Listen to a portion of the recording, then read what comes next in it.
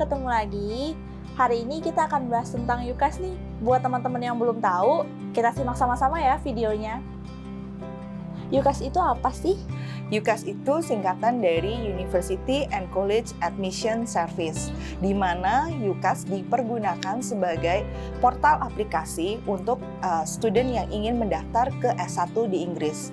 Portal ini digunakan oleh anak-anak yang bersekolah di UK sendiri maupun di Eropa, termasuk kita sebagai international student.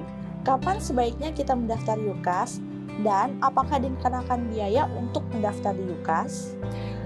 Sebaiknya kita mendaftar via UCAS ada 2 waktu, yaitu sebelum deadline yang telah mereka tentukan. Deadline yang pertama yaitu deadline tanggal 15 Oktober, di mana deadline ini diberlakukan untuk anak-anak yang ingin mendaftar ke University of Oxford, University of Cambridge, maupun ke kedokteran. Kemudian deadline yang kedua yaitu 15 Januari, di mana deadline 15 Januari ini dipergunakan untuk anak-anak yang ingin mendaftar ke universitas lain selain Oxford dan Cambridge dan selain ke kedokteran. Jadi, for example, kalau seandainya kita ingin masuk di September 2021 dan ingin mencoba apply ke University of Cambridge atau University of Oxford, kita harus sudah apply sebelum 15 Oktober 2020. Nah, buat yang tertarik di Oxford, Cambridge, dan kedokteran, jangan lupa harus sebelum 15 Oktober. Karena jika kita lewat dari tanggal tersebut, kita sudah tidak bisa apply. Deadline yang kedua yang saya sebut 15 Januari adalah jika kita ingin apply ke universitas lain. Contoh, kita tertarik untuk apply University of Edinburgh, University of Leeds, University of Warwick, dan yang lain selain Oxford dan Cambridge. Kita masih bisa apply sampai 15 Januari 2021. Namun, sebenarnya ada satu deadline lagi khusus untuk anak internasional termasuk Indonesia, di mana kita masih bisa apply sampai 30 Juni 2021. Tapi yang harus diperhatikan adalah tidak semua subjek atau universitas akan masih available jika kita apply lewat dari deadline yang 15 Januari. UCAS bayar atau tidak? UCAS bayar, tapi terus terang tidak terlalu mahal atau tidak sebesar yang kita bayangkan. UCAS itu kita bayar hanya 20 pounds jika kita hanya mendaftar ke satu universitas atau satu subjek saja.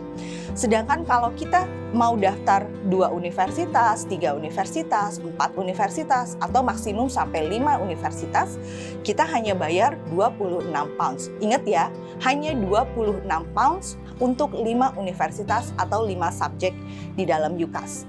Jadi kalau ada yang menginformasikan kepada kalian bahwa UCAS lebih dari itu pembayarannya, itu tidak benar sama sekali. Bisa kalian cek juga di ucas.com, di situ akan ada tertera informasi berapa tepatnya yang harus dibayarkan. Apa saja sih Mbak yang harus disiapkan sebelum memulai aplikasi UCAS? Kalau menurut saya ada 5 hal yang harus dipersiapkan sebelum kita memulai aplikasi UCAS. Yang paling pertama, kalian harus menentukan subjek apa yang kalian inginkan. Itu yang paling penting. Karena kita harus tahu dulu nih, kita mau ambil apa di Inggris. Dan yang kedua, cari tahu mengenai subjek ini. Universitas mana saja yang baik di subjek ini. Di Inggris, ranking universitas akan berdasarkan subjek atau area. Contoh, ranking Business and Management akan berbeda dengan ranking ekonomi. Ranking ekonomi akan beda dengan engineering. Jadi setelah kita memutuskan subjek apa, kita lihat rankingnya. Karena pasti dong kalian mau masuk ke universitas yang lumayan bagus. Karena udah jauh-jauh dan harganya mahal, pasti kalian ingin yang terbaik. Termasuk juga orang tua kalian pasti ingin yang terbaik. Kemudian yang ketiga, kalian harus persiapkan essay atau personal statement. Personal statement ini mengenai kenapa alasan kalian ingin ke Inggris, kemudian apa yang kalian lakukan, hal-hal yang berhubungan dengan kalian, apa yang kalian lakukan selama ini. Dan yang keempat, yaitu surat referensi dari teacher. Kemudian yang kelima adalah kalian mempunyai paspor. Kalaupun paspor kalian baru akan diperpanjang, tidak masalah. Pada saat kita apply di UCAS, akan diperlukan nama sesuai paspor. Dan tentu saja, hal lain yang diperlukan adalah personal data mengenai kita. Alamat, nomor telepon, email yang bisa digunakan UCAS untuk kontak ke kalian, atau email yang bisa digunakan universitas untuk kontak ke kalian. Menurut Mbak Dian, apa sih hal yang paling penting dalam aplikasi UCAS? Menurut saya, yang paling penting pertama dalam aplikasi UCAS adalah personal statement. Untuk membedakan aplikasi yang satu dengan aplikasi yang lain atau aplikan yang lain, admission pasti membutuhkan satu hal yang membuat kalian beda, atau mereka perlu melihat sesuatu yang berbeda yang akan menjadi patokan untuk mendapatkan offer. Seandainya kita tidak bisa memenuhi persyaratan offer yang diberikan, apakah ada kesempatan lain untuk mendaftar ke universitas di Inggris? Kita masih ada kesempatan, jadi nggak usah khawatir. Kalian tidak usah khawatir kalau belum bisa memenuhi kondisi yang diminta. Seperti yang saya bilang tadi, pada saat kita firm dan insurance confirm accept offer, nilai IB maupun A-level ataupun foundation belum keluar. Nah, kita harus mengira-ngira kita akan bisa masuk ke firm yang mana dan insurance yang mana. Untuk anak-anak yang sudah dapat conditional, next-nya adalah unconditional. Seandainya nilai kita tuh jauh banget dari yang diminta sama universitas, nggak usah khawatir. Sebenarnya ada satu step lagi yang diberikan oleh universitas, yaitu clearing. Clearing ini adalah universitas dan subjek yang masih buka pada saat kita dapat hasil. Oleh karena itu, nggak usah khawatir. Kalaupun kita takut nih, aduh, ntar nilai kita nggak bisa masuk, kita harus gimana? Jangan-jangan kita nggak bisa kuliah di Inggris.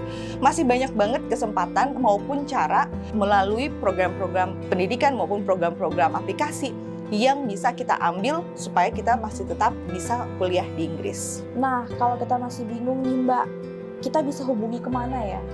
Saya bisa sarankan untuk datang ke IBEC, karena IBEC adalah UCAS Registered Center, di mana memang salah satu kewajibannya adalah memberikan kalian informasi yang jelas dan benar, serta tepat mengenai aplikasi yang berhubungan dengan aplikasi UCAS, termasuk mengenai informasi universitas sendiri. Saya pun merupakan UCAS Advisor di sini, jadi kalau kalian butuh informasi atau butuh bantuan mengenai UCAS aplikasi, please contact us di informasi mengenai IBEC.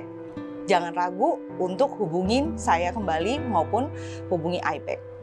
Sampai jumpa di kesempatan yang lain, saya akan berikan lagi informasi yang mudah-mudahan mendukung keinginan kalian untuk melanjutkan pendidikan ke Inggris.